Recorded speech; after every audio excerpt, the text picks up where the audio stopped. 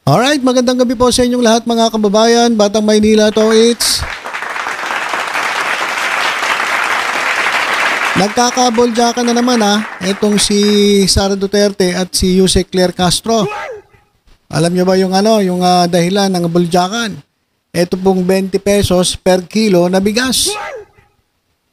Dito po nagsimula yan mga kababayan. Dito po sa bidyong ito na kung saan talagang makikita natin. Ito nga, sabi dito sa caption. Ito po ang katunayan na talagang itong si Sara Duterte, from the start, ay kalaban na siya ng gobyerno.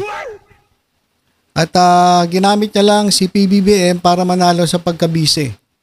At sabi rito, sayad talaga itong si Inday, mga kababayan. Pakinggan muna natin yung sinabi ni Sara Duterte. Kasi sinagot ito ni Madam Yusek Atty. Claire Castro. When you were running during, the 2022 with PBB. Tingnan mo yung mukha. Mukha may sayad talaga mga kababayan. Tingnan nyo. Tingnan nyo mga kababayan. Natawa naman ako sa itsura. Mga kababayan. Yan ba yung Vice Presidente? Parang sinto-sinto Mga kababayan, tingnan naman yung facial expression niya. Di ba, wala man lang ka-finesse. Kasi Vice Presidente ka kumpara mo nga kay Leni Robredo, napakalayo, mga kababayan. Di ba, napakalayo. Tingnan niyo may itsura niya, no? Kaya sabi tuloy nung nag-post na ito, may sayad ka talaga, Inday. Ayan. Ito, balik tayo sa interview. Nagulat lang ako doon sa itsura. Ibang klase talaga to si Inday Sayad ito, pakinggan natin. When you were running during, the 2022 with PBBM under the Unitim ticket, ma'am, paulit-ulit mo niya pinapangako yung 20 pesos sa bigas. Nandun po kayo. Pero what were your thoughts back then? Actually, hindi ko siya narinig. Nakita ko lang sa isang video na sumagot siya, sa isang interview ata na sumagot siya sa 20 pesos ang kilo ng bigas. Tinanong ko na lang yon after na ng election. Tinanong ko yung isang businessman ng bigas. Sabi ko, kakayanin ba talaga ito or nagsinungaling siya noong sinasabi niya itong pangako na ito? Ang sabi sa akin ng businessman, nagsinungaling siya. Kasi imposible talaga ang 20 pesos na bigas. Pero pwede siya, hindi ko lang i-share sa inyo kasi ayoko tulungan. Thank you. Okay, so sabi ni Sara Duterte, ay may nakausap daw siyang businessman at imposible daw talaga ang 20 pesos na bigas. So yung pangako daw, nung sila'y nangangampanya, pagsisinungaling daw yon ni PBBM. Dahil imposible daw talaga. Pero pwede naman daw. At hindi niya sasabihin. So isi-secret niya raw mga kababayan. Bakit? Dahil ayaw niya raw tulungan etong si Presidente Bongbong Marcos. Tingnan nyo. Galing po yan sa isang Vice Presidente, yung ganong salita. Di ba parang nakakadismaya? Saka sure ba? Sure ba na alam mo kung paano? Ayun lang yung tanong natin kasi sabi niya, alam ko. Kaya. Pero hindi ko sasabihin. Secret lang. Dahil ayoko siya tulungan. Sigurado ba? Sigurado ba na alam mo? Yung DepEd nga, hindi mo na naayos. Laki-laki ng pera ng DepEd. Laki ng confidential fund ng DepEd. Hindi mo nga naayos. Diba? Tapos ito, nagmamagaling. Alam niya raw kung paano yung 20 pesos na bigas na imposible. Imposible daw Pero alam niya kung paano. At i-secret niya lang daw. Hindi niya sasabihin kay Presidente. So ito mga kababayan, tinanong kay Madam Yusek Claire Castro. Pakinggan naman natin yung reaksyon ni Yusek Atty. Claire Castro tungkol dito sa sinabi ni Inday Sayad. Vice President Sara doon sa Zamboanga, sinabi niya na posible daw yung bentahan ng 20 pesos na bigas. Pero ayaw niyang ibahagi kung paano gagawin yung pagbebenta ng 20 pesos na kada kilo ng bigas. Kasi ayaw niyang tulungan si Pangulong Marcos. Ano pong reaction dito ng Malacanang? Lumalabas po kasi kung ano po ba talaga ang anyo ng ating Vice Presidente. Lumalabas ang tunay na kulay ng Vice Presidente bilang isang public servant. Sa pag-amin niya, nandito po ang kanyang sinabi, na imposible talaga ang 20 pesos na bigas, pero pwede siya. Hindi ko lang i-share sa inyo kasi ayaw kong tulungan si PBBM. Yan po ang tugon ni Vice Presidente ng Vice President. Sa pag-amin niya pong ito, na hindi niya i-share kung ano man ang kanyang kaalaman, kung mayroon man talagang. Yun yung tanong. Sigurado ba na may alam itong ating bise? Kasi sabi niya hindi ko share pero alam ko. Sigurado ba kayo na may alam talaga itong si BP Sara? Ayun yung sabi ni Claire Castro. So, sigurado ba to? Talagang may alam ba talaga itong ating Vice Presidente? Kaalaman. Dahil nga sa ayaw niyang pagtulong sa ating Pangulo. Ito ay nagpapakita ng isang makasarili. Tandaan po natin, kung ano man... Tingnan niyo mga kababayan Di ba tama naman yung sinabi ni Yusek Claire Castro? Sobrang makasarili. Sabihin na natin na alam niya. Ayaw niya lang sabihin. Di ba yun ay kasakiman at pagiging makasarili? Kasi hindi na pinag-uusapan dito yung kasi yung 20 pesos na bigas na yan, kung maipatutupad yan, talagang malaking tulong to sa mamamayang Pilipino. Malaking tulong po ito sa ating mga kababayan, sa ating lahat. Kasi sobrang mahal ng bigas ngayon And sa sweldo natin, nababawas yung bigas, talagang napakalaki ng nababawas sa sahod. Hindi ka na nga makapag-ipon. Magkano lang ang minimum wage? Kaya, napaka-importante po na maipatupad ito. Sabi ni Sara, alam niya kung paano, ayaw niya lang sabihin. So, wala talaga mga kababayan. Ito na siguro yung pinakamalalang Vice Presidente na nagkaroon tayo. Na talagang lagi pong kontra sa gobyerno. Kaya sabi ko sa inyo mga kababayan kayo mga DDS kayo, alam niyo, hindi mahal ni Sara Duterte ang ating bansa. Mahal lang nila yung kanilang sarili. Kasi, tingnan niyo mga kababayan ikumpara natin konti kay Madam Leni Robredo. Si Madam Leni Robredo, hindi naman niya na sinuportahan ng administrasyong Duterte. Pero nagtrabaho yan. Hindi katulad itong Vice Presidente natin ngayon, hindi na nagtatrabaho. Puro pabanat sa gobyerno. Pati nga si Yusek Claire Castro binabanatan Siya ang pangalawa sa pinakamataas na opisyal ng ating bansa. Pero para siyang botangera, pero yung kinakalaban niya, eto nga si Press Officer Claire Castro. Diba, tingnan mo kung anong klaseng utak meron ng ating Vice Presidente.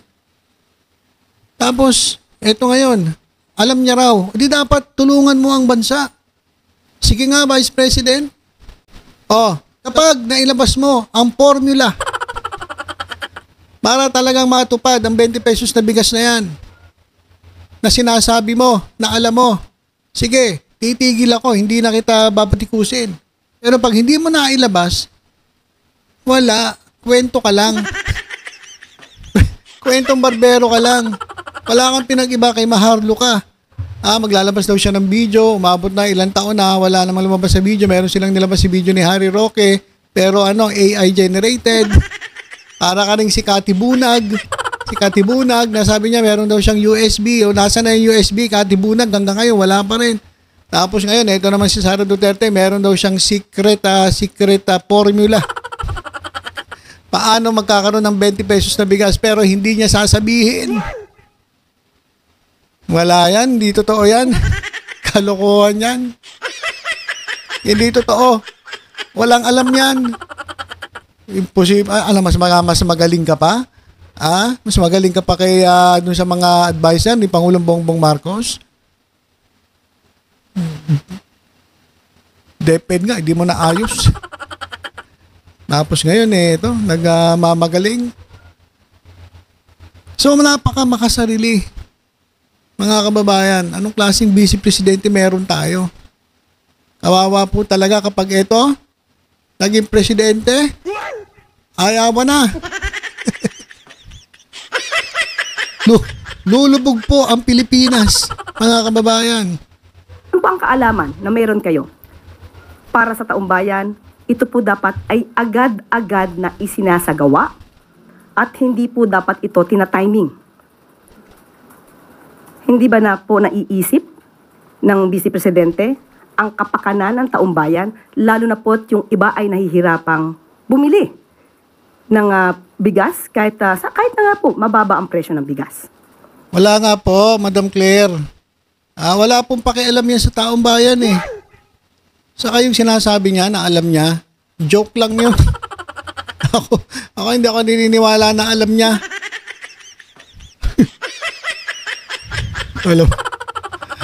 Wala lang yun, nang-joke lang yun. Tandaan po natin, ang paglilingkod sa bayan ay hindi isang laro.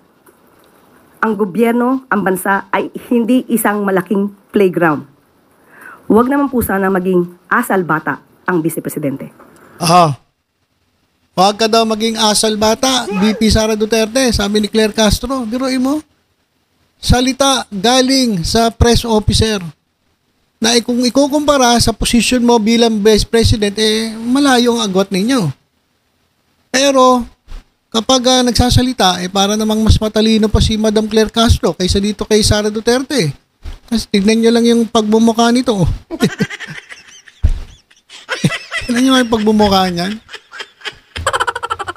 Kaya sabi tuloy dito, sayad ka talaga, Inday. Sinagot naman ni Sara Duterte yung sinabi ni Claire Castro. Tingnan nyo, parang walang pagbabago yung tsura. Sabi raw, si Claire Castro, gigo. Garbage in, garbage out daw. Pakinggan natin si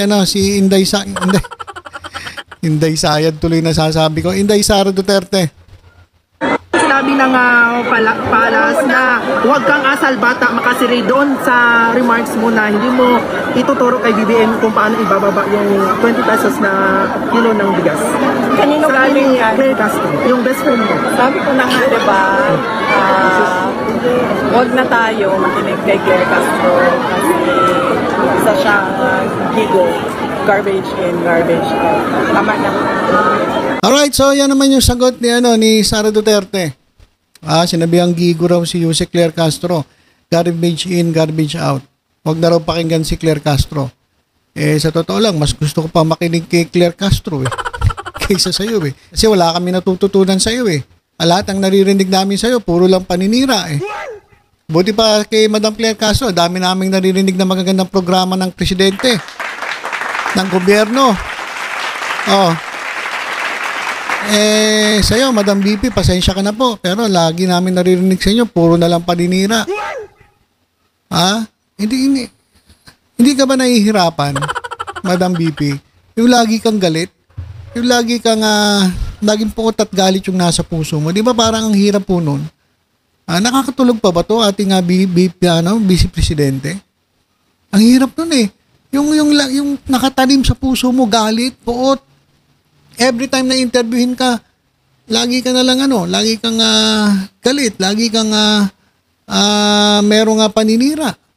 Kung hindi man kay Presidente, kay Claire Castro. Kung hindi man kay Claire Castro, sa ibang mga opisyalis ng gobyerno, DOJ, PNP, lahat. Lahat kalaban lahat kaaway So, nako, sa totoo lang, itong mga ginagawa ng ating BP ay talaga naman pong hindi na po nakakatulong sa ating bansa. Si Madam Claire Castro, nakikipagbulyakan yan kasi real talk lang naman sinasabi niya Di ba? Sasagutin niya yung sinabi ni Sara kasi itong mga reporter, tanong din ang tanong, gatong din Dami ring marisol dyan sa reporter Sul-sul din So, syempre, sasagutin ni Madam Claire Castro. Tapos, babanat na naman si Sara Duterte. So, bulyakan na ng bulyakan. Araw-araw na lang na ginawa ng Diyos. Puro bulyakan. Paano aasenso bansa natin kung ganyan? Di ba? So, yun. Eto mga kababayan, bilang pagtatapos, yung sinasabi niya na alam niya raw ang secret formula. Para magkaroon ng 20 pesos ng bigas pero hindi niya sasabihin, para sa akin, joke lang yun. Hindi po totoo. Huwag po kayo maniniwala na alam niya. Sus naman. Okay, so ilan po mga kababayan. Tutok-tutok lang po dito sa Batang Maynila to. Sa iba pang updates. Ingat po tayong lahat. God bless po.